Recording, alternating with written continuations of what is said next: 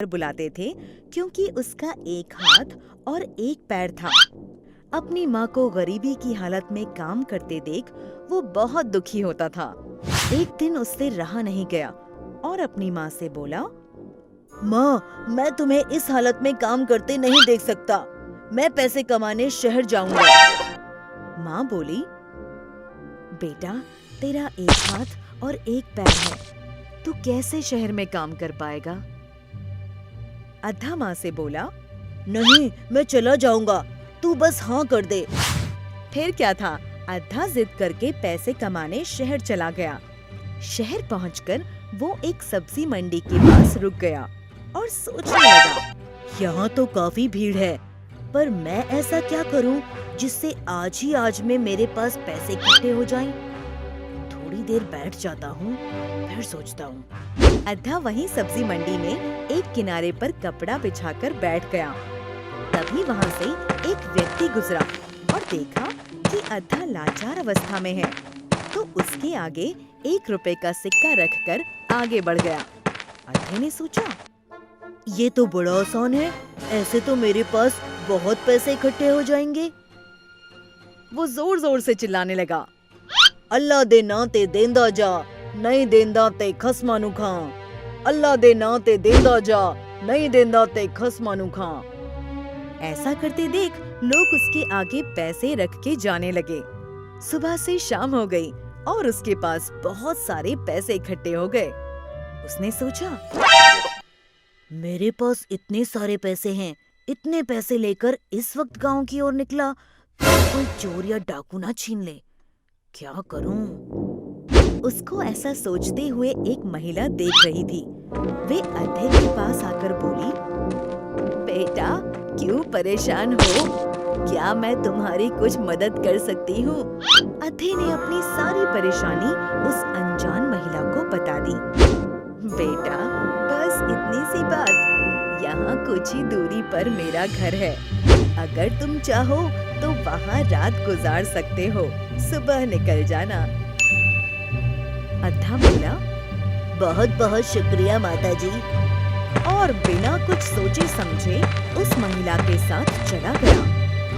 आओ बेटा, तुम यहाँ बैठो, मैं कुछ खाने को लाती हूँ, फिर तुम आराम से सो जाना।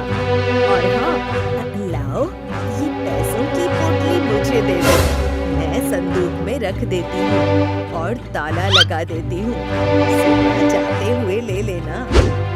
अद्धा भोजन करके जैसे ही सोने लगा, तभी उसे कुछ आवाज सुनाई दी। इस अद्धे को तो एक ही वार में खत्म कर दूंगी, जरा चाकू की धार तेज कर लूं। महिला पत्थर पर चाकू घिसने लगी। उसकी इस हरकत को अद्धा देख और सुन रहा था। वो थोड़ा चौकन्ना हो गया और नींद में होने का नाटक करने लगा। जैसे ही महिला चाकू की धार लगाने लगी, अद्धा गुनगुनाने लगा, माई ओ माई, मुझे सब पता है, नींद नहीं मुझे सब दिखता है। अरे, ये तो सो ही नहीं रहा, जाग रहा है। अब क्या करूं? देखते देखते सुबह हो गई। महिला ने सोचा, अब एक ही रास्ता है, इसकी पैसों की पोटली तो मेरे पास ही है। मैं थोड़ी देर के लिए बाहर जाती हूँ, जैसे ही ये इधर उधर होगा, पोटली गायब कर दूंगी और बोल दूंगी कि चोर ले गए। सुबह होते ही वो बोली, बेटा, मुझे जरा बाजार से सामान लाना है, तब तक तुम कुछ खा पी लो, मैं थोड़ी देर में आती हूँ। अद्धे ने सोचा, यही मौका है, इस औरत से बच के भाग जाता हूँ जल्दी से। मेरी पोटली, अरे वो तो संदूक में रखी है, ताला है इस पे तो, चाबी लगता है अपने साथ ले गई, क्या करूँ? तभी वहाँ अद्धे को एक पत्थर पड़ा दिखाई दिया। बड़ी मुश्किल से एक ही हाथ से जैसे तैसे उसने ताला तोड़ा और अपनी पोटली उठाई। उसने देखा उस ठग औरत का 100 रुपए का नोट भी वहाँ रखा है। उसने सोचा, ये भी क्यों छोड़ूं? वो भी उठा लिया और भाग गया। महिला वापस आई और देखा तो बोली, अरे वो अद्धा कहाँ गया? शायद कहीं अंदर होगा। यहाँ भी नहीं है। चलो जब तक आए पोटली गायब कर दूं। अरे अरे ये क्या? मेरा संदूक खुला है, ताला भी टूटा हुआ है। हे राम, 100 रुपए का नोट भी गायब है। अरे अद्धा मुझे ही लूट कर भाग गया।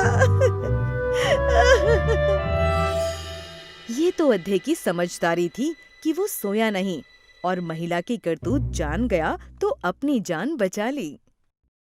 शिक्षा, हमें हमेशा अपने आसपास हो रही घटनाओं से सावधान रहना चाहिए और किसी भी अजनबी पर जब तक जांच न लो विश्वास नहीं करना चाहिए। हमें उम्मीद